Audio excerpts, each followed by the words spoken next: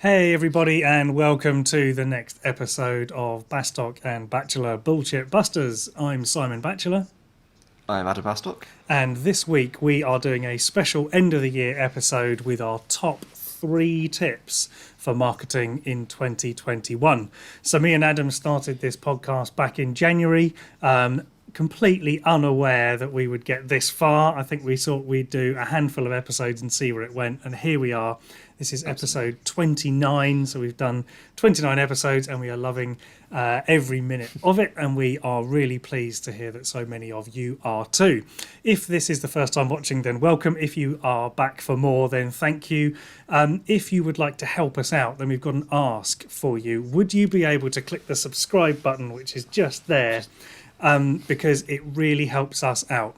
It doesn't mean much for you in terms of a user. It just means that you will occasionally receive an email from lovely YouTube saying we've got a new video, which is great. But for us, it makes a huge difference. If we can hit the 100 subscribers, then YouTube will start to show us to more and more people.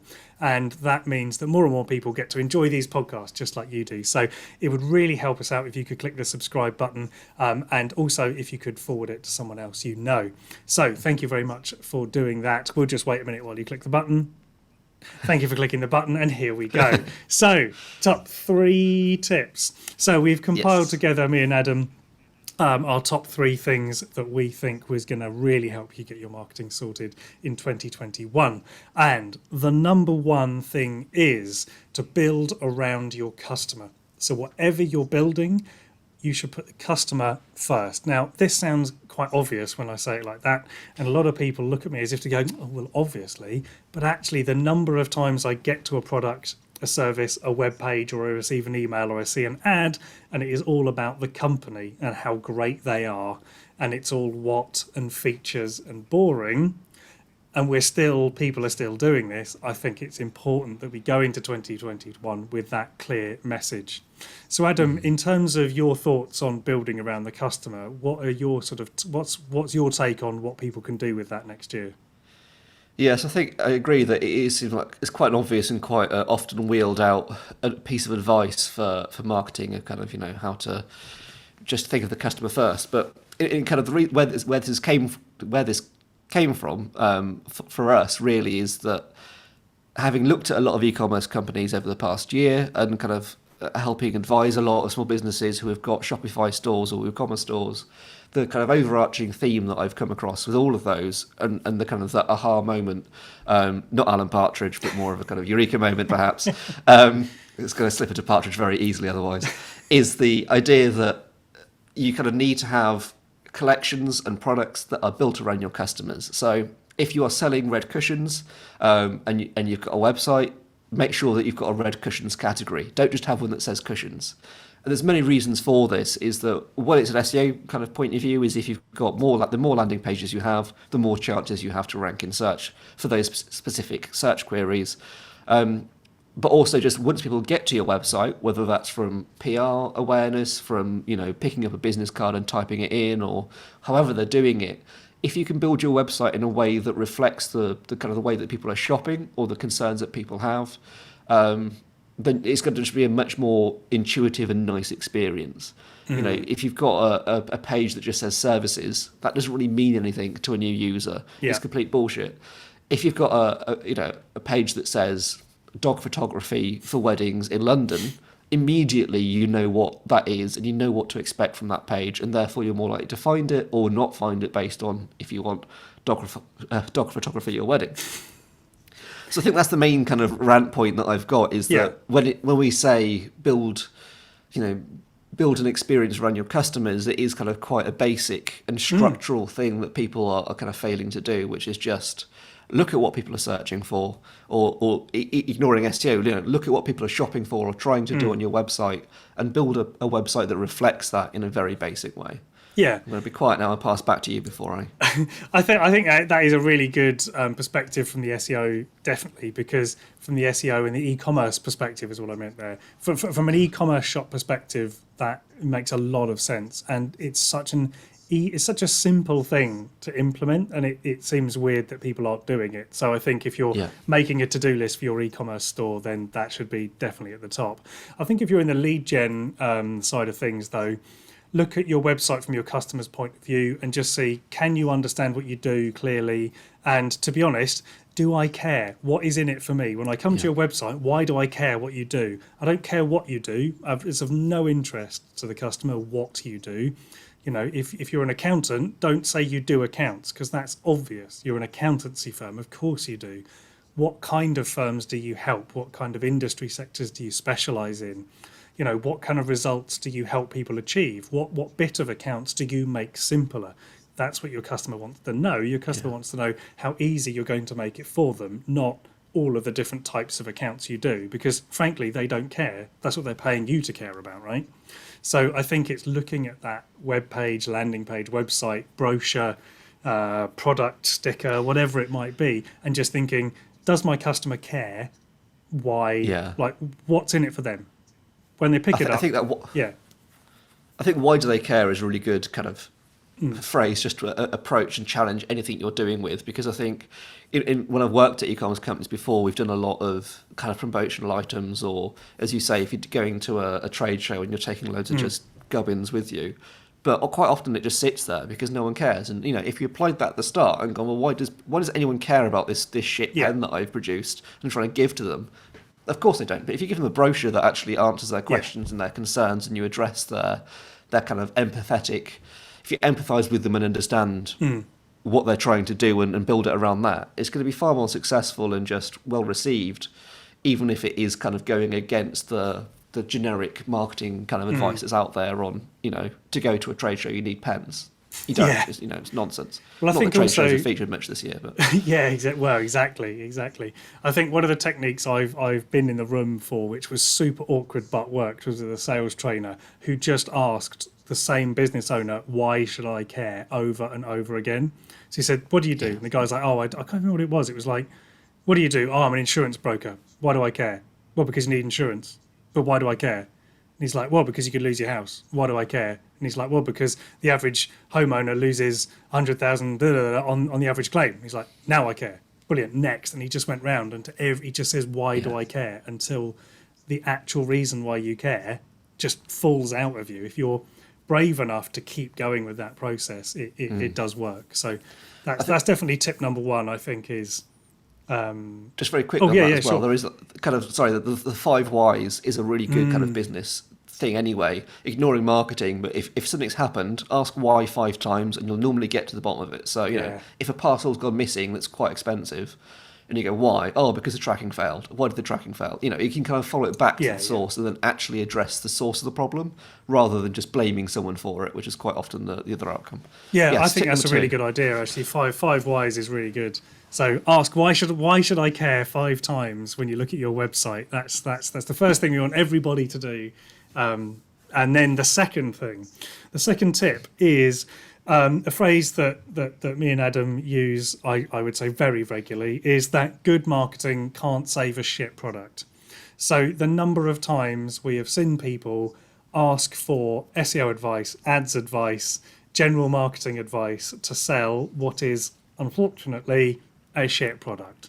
Now, the number of people who I think are selling something they want to sell rather than people want to buy is huge. And I've been guilty of this for many years in our agency. We were selling what we wanted to sell. We were selling e-commerce websites, we were selling normal websites, we were talking all about how amazing these websites were, and it was what we wanted to sell. And ultimately, it was only when someone pointed out to us that nobody wanted to buy that, and we stopped talking about all that stuff and started talking about leads and conversions and customers and what the customer actually wanted, that we started to sell a lot more. So purely from that point of view, I think it's important to step back and think, right, okay, yes, I could get some great marketing. I could go and pay an agency £10,000 and they will get me loads of traffic and loads of customers and bring it to this point. But is anybody going to buy it? You know, and that is good marketing can't save a shit product. So make sure your product isn't shit, I think, is what you need to do before you go and approach your marketing. I think a really good example of this is drop shipping, where it's drop shipping is a great business model if you want to try and sell stuff, but from a customer point of view, it's going to be a terrible experience because it's going to be something that doesn't look like anything like the photo that you bought, that arrives in 6 weeks, and it is a business, and it's going to be rubbish quality. Dropshipping is fundamentally a business model built around the owner and not customers. Yes. And I think it's a good example of something where it's a shit product, and SEO and Google ads and Facebook ads and all that stuff. It can work for dropshipping in very rare circumstances or with a lot of work, and if you've got a lot of money to burn through to get it working, it can work. But fundamentally, it's in most cases it's not going to save that company. It's not going to change the world, and the product has to be. If you're drop shipping a really good product, it makes the entire thing a lot easier. Yeah. Because the drop shipping isn't the thing you're selling. You're selling a solution to an answer rather than just some kind of cheap tat with a higher margin. So yeah, I don't know what else to say on that really, other than I just think that really challenge your product in kind of why you're selling it and who you're selling it to. Yeah, exactly. And then the rest will fall into place. Because if you kind of go, I've got this pen I want to sell to people who are in their 50s who struggle with writing because they've got arthritis or whatever kind of that niche is then goes, right, okay, well we can build back from that, and we can build a marketing and kind of content and whatever around that problem that's being fixed. Whereas if you're just going into it, well, I've got pens and I want to sell them to people who use computers. Yeah. It's like, well, no. Yeah, it's not going to work. Yeah. Yeah. So I think just be specific, and again, I think just be quite harsh with the kind of the whys and why you're doing it, and yeah, absolutely. Why someone would want to buy it.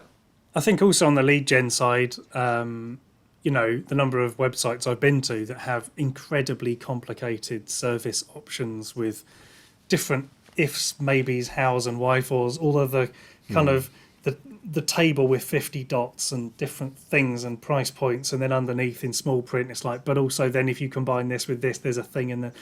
It's like it's too complicated. Ultimately, if you're going to make an offer on your website, it needs to be really, really clear, and it needs to just be the outcomes, not the features. So I know everybody uses the button or the word features when they're describing this product. So it will say compare features. You're not actually writing features there. What you're writing is outcomes. So compare outcomes. Customers don't use that word, so that's why we use the word features on the website, because they're expecting it. But the actual physical table that appears should be full of outcomes. If it's full of features, that's why no one's buying it. But the key message I wanted to get across here is that you need to make sure that what you're describing is easy to understand and it's easy to purchase. Don't make it hard to try and decrypt your pricing structures or your pricing table, and don't make it hard to buy. If you want to sell there and then because someone's made the decision, then put a credit card form in. Don't say, call the office and we'll sort it out in 2 to 3 business days. Yeah. If you're relying on an impulse sell. If you're relying on a consideration purchase, then make it easy to get started on that journey. We've done quite a few different podcasts over our first year of podcasting all about this, so I won't go on too much about it now because I know we've covered it at length. But essentially, tip number 2 was good marketing can't save a shit product. So take a fresh look at your product from your customer's perspective and make sure it's easy to understand and easy to buy. Okay, so tip number 3, which I think is going to launch us into the new year, is to think about your marketing long term. Don't focus on the short spikes. So I think everybody has been guilty of this, where you'll put a new newsletter out, maybe you haven't sent an email out in 6 months, and you put one out and you suddenly get this amazing spike on your website traffic, and you're like, brilliant, that was great, oh wow, if only I could do that every week. And then every week, of course, it tails off and off and off and off, because people are curious the first time you email for a while. Or maybe you run some Facebook ads and you get a short spike on your graph, and then obviously that's going to tail off as the ads slowly get more and more boring because people have seen them on over and over and again. And I think people get really focused on this short-term gain, and a number of people have come to me this year and have said, oh, Simon, I really want some results from marketing. I've told them about what we're doing, and the way that takes, I'd say 6 to 12 months really to start working. And they just look at me and go, no, I need it quicker than that. I'm just going to throw money at ads. I'm just like, well, fair enough, and off they go, and they spend 2, 3, 4 thousand pounds on ads probably over a few months, and then great, they get a couple of bumps on the graph, and then that's it. They stop spending the money on the ads, and away the graph goes. And I think it's a shame to see people throwing the money away, but ultimately you can't help everybody, right? But I think long-term thinking is what I think people should be trying to commit to in 2021. I think that's the thing, is that kind of short-term marketing definitely can work, and that's not what we're saying, but it never addresses the fundamental problem of your kind of the company and the challenges there. So as soon as you stop doing it, it will disappear. Yeah. Or something else in the market, some external thing will change, such as your competitor starts doing better ads than you do. Yeah. And then the kind of graph deflates as well. So I think, there's entering into it is not saying that. It's very cautious to say that you will never get short-term results, because sometimes you will, but that doesn't mean that it's sustainable or a good idea, essentially, and that if you go into it with an approach of like, look, over the next 12 months we want to build a marketing machine that is self-sustaining and will, kind of grow the amount of users we get each month, or kind of monthly recurring users, or e-commerce transactions, or leads, or however you want to measure it, that's a far more pragmatic and kind of sustainable way to take your company from where you are now to growing over the next 5 years, rather than growing over the next 5 months. Because what happens at the end of those 5 months when you've grown, but then you can't really move because you've painted yourself into a corner with you're spending all the money that you have on ads, and therefore you can't invest in your product or your website or the kind of the back end of your company, essentially. Yeah, I mean, I think our ads are definitely useful as part of a strategy. So if you've got a long-term strategy, then you can use ads, obviously, to bring in traffic. So, for example, you might say, right, okay, I've got this new landing page. I just want some traffic on the landing page. Then ads are brilliant. Go and use that. But if that landing page is then getting people to sign up to the mailing list, then that's a great strategy, because you spend money on ads to get people to the page, to get people on the mailing list, because then your long-term strategy of nurturing clients over 6 to 12 months through email, all you're doing is buying people onto the mailing list to nurture. Yeah. But that's a whole 6-month strategy, as opposed to just going, I'm just going to throw $1,000 at ads now, and oh look, I got a great spike. But it's like, but what did you do when they got to the page? And if like the number of times people have sent ads traffic to a landing page with no call to action. Yeah. Or the call to action is just a click, contact us, that goes to the form, and you're like, no, it needs to be like, you haven't thought about this. It's kind of, it's that reactive knee-jerk marketing of like, I need results next Friday, I'm going to do ads now. Yeah. It's like, that's not how it works. And I think, as soon as you're in that cycle then of just kind of wanting that I need results for next Friday, you never escape that, essentially, and that's a problem that, again, companies have worked at, and they've never really achieved their full potential of growth over that 3-4 years, because they've always been chasing the short term, and therefore they've never planned for the long term because they need the short term results, and everything they're doing then is kind of quite insipid, and then all the emails that are going out are for short term, instant kind of sales, and the new stock they're getting in is stuff to try and sell it. Like knee-jerk sales, and it's like you've never actually stopped and fundamentally understood why your customers aren't buying from you. Yeah. And if you just empathised a bit more, and I think that's kind of the theme throughout this, the 3 tips is just be more empathetic, then as soon as you kind of go, well, actually, the reason why they're not buying is because our website's a piece of shit, or the reason why they're not buying is because we're selling something they don't want, or these are the wrong customers. Or no one knows what you're actually selling. Yeah, because it doesn't say, and you click buy now, and it takes you to a 404 page or whatever. I mean, that's slightly different. But I think it's just that if you're not fundamentally assessing why your customers aren't buying, you can never move beyond that. If you do move beyond that, you're then at a much stronger point where those kind of short-term ads will be more effective, because you've addressed all the other issues. And I think if you approach if you start with your website, get that sorted, as we said, build around that customer first. Then once you've got your website sorted, then you sort out your emails. Then you start sending more emails. Then you start posting more on social. Then you look at what people are searching for, and you build more landing pages. And then you start making blogs and content that you can then send to your mailing list. And you've done all of that without spending any money on ads. And that, over 6 to 12 months, will grow your customer base, but more importantly, it will grow the kind of customers who are ready to buy. And I think this is a clear difference between ads traffic and nurtured customers. An ad is just someone who clicked on a button and arrived, and you've got 3 seconds to sell them your product. That's it. If they can't buy, commit, or sign up in 3 seconds, then you shouldn't be expecting that kind of result from an ad. Whereas with a nurtured client who spent 3 months getting to know you through emails, social, and blogs, all they want to know is how quick can you get the product. You know, when they're ready to buy, it's just, well, how fast can you get it to me? What are the colour options? You know, is there a waiting list? I just want it now. Whereas someone on an ad isn't going to just suddenly sign up to a £2,000 program, isn't going to buy a £5,000 e-bike just off an ad click, because very few people have got that kind of disposable income. So you need to be working out a strategy. So I think when you're thinking about your 2021, like, look at, if you're spending money on ads now, look at the results and be honest with yourself. Are you happy with that return? If not, would that money be better spent on a copywriter? Would that money be better spent on an audit, on a keyword audit, on an ads audit, even just getting a professional to look at your ads? Right, have a look at where that. If you're spending money now and you're not happy with the return, then my advice is turn it off. And get someone to have a look at it who knows what they're doing. And if you're thinking, I need to spend my money on something different, then take a step back and think, right, how can I nurture my customers better? How can I understand what they want, and help educate them as to why this is the right product to choose? Is that going to be with email, with content, with blogs? And do you need to invest in that? Would maybe spending £1,000 on camera kit, and making some badass YouTube videos, and getting that out in front of your customers, is that going to work better than ads? I think now is the time to experiment with different marketing techniques and have some fun with it, rather than just ploughing it all into Google's hedge fund.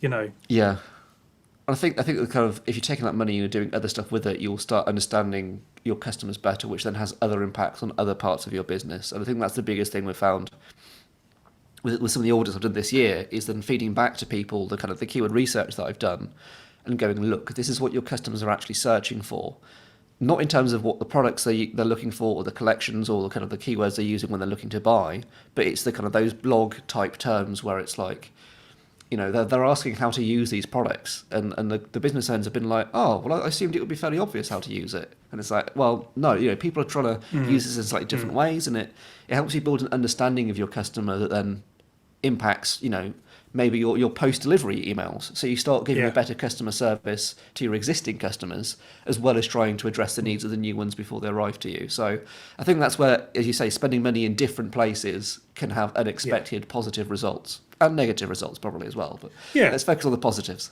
Yeah, well, I think it's also, you have to accept that not everything's going to work. And I think my sort of summary, for me, really, thinking across all 3 tips, is to just remember that your product and service isn't for everybody, and that's okay. So put your energy into the people who want to buy from you, and let the people who don't want to buy from you, don't click the ads, don't open the emails, don't respond to your offers, just let them pass away, and put all of your energy into the people who do want to buy from you, and make that experience the best it can be, because those are the people who are going to become your best customers. So that would be my sort of summary of those three tips. I think that's a perfect tip to end on, so I want to stop talking now before I get more angry. There we go. So thank you very much for watching this year. We will have one more video out this year, which will be I won't tell you. We've got a surprise video, one more surprise video this year, and then do join us back in January for season 2 of Bustock and Bachelor Bullshit Busters. Thank you again for all of your wonderful watches and listens over the year, and do put into practice some of the tips that you've picked up from all of our videos, but especially these 3, and do get in touch if you've got any questions, or if you'd like to know more about anything that we've spoken about in our videos. You can reach us on LinkedIn. Our links are in the show notes, And also, we will be having a brand new website that we're going to be talking a lot more about next year that's coming. Yes. More news about that when it is ready for you to enjoy. But thank you again for all of your attention this year. And until 2021, we'll see you then. Bye, everyone. Bye.